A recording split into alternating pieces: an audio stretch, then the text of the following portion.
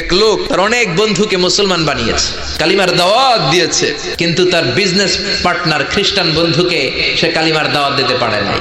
খ্রিস্টান বন্ধুকে দাওয়াত করলো তার বাড়িতে, এরপর স্টারবাক্সের 2টা কফি দুইজনে নিয়ে ডাইনিং টেবিলে বসেছে।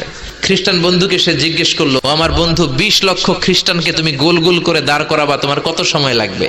খ্রিস্টান বন্ধু বলে, অ্যাটলিস্ট আই নিড 1 উইক, 1 সপ্তাহ তো লাগবেই।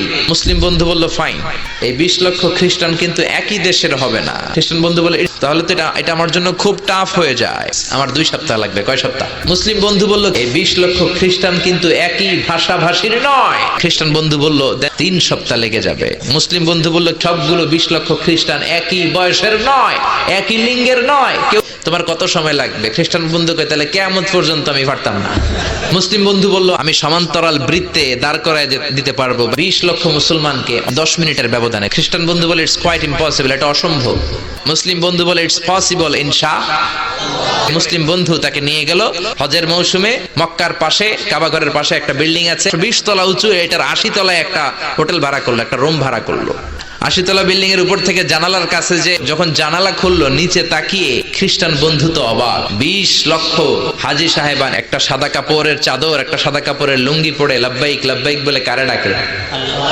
এই দৃশ্য কোনোদিন খ্রিস্টান দেখে নাই, দেখে তো অবাক।